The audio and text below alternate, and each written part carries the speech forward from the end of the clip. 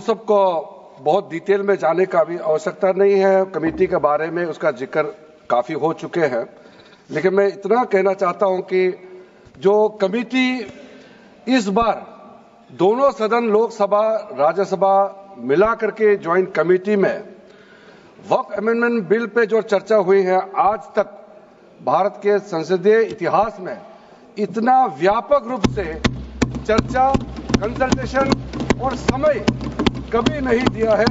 इसलिए मैं जो ज्वाइंट कमेटी में जितने मेंबर्स दोनों सदनों के लोकसभा और राज्यसभा में जो सदस्य उस कमेटी में थे, मेरे तरफ से सरकार की ओर से मैं धन्यवाद देता हूं, अभिनंदन करना चाहता हूं। अध्यक्ष महोदय जी, कुल मिलाकर के 97,27,772 याचिकाएं ऑनलाइन, फिजिकल, मेमोरेंडम के रूप में, रिक्वेस्ट के रूप में और सुझाव के रूप में पूरे तरह से सरकार ने देखा है। वो जेपीसी के माध्यम से हो या डायरेक्ट दिया हो, हमने सब उसको देखा है।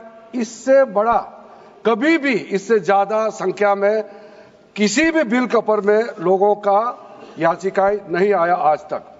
कुल मिलाकर के 284 डेलीगेशन ने अलग अलग समुदाय के जो स्टेक होल्डर्स है, उन्होंने कमेटी के सामने में अपने बात को रखा है, सुझाव भी दिया है।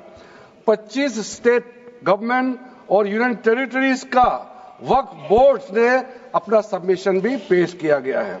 इसके अतिरिक्त कई लीगल लुमिनरीज, विद्वान लोग हैं हमारे समाज में, कम्युनिटी लीडर्स हैं, अलग अलग धार्मिक संस्थाओं का प्रतिनिधि, charitable organisation, civil society, academicians, researchers, policy makers, सब ने इस कमेटी के सामने में पेशकश किया है। उसके साथ साथ मैं कहना चाहता हूं सर, आज जब मैं जो बात रखूंगा आपके सामने में, पिछली बार जब हमने ये प्रस्तुत किए थे बिल को इस सदन में, तब भी मैंने कई बातें बताई थी।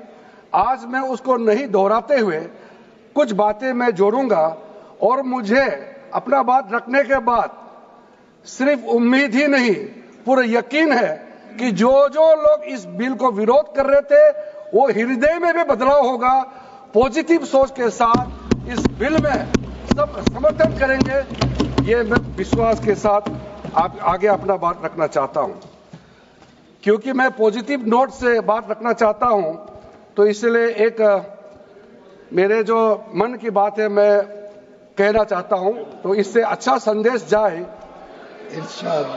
किसी के बात कोई, अध्यक्ष महोदय, किसी की बात कोई बदगुमान ना समझे, इस जमीन का दर्द कभी आसमान ना समझेगा। ये मैं दिल से कह रहा हूं, क्योंकि अच्छा सोच के साथ, बड़ा दिल के साथ, खुले मन से मैं ये प्रस्ताव आपके सामने में पेश कर रहा हूं।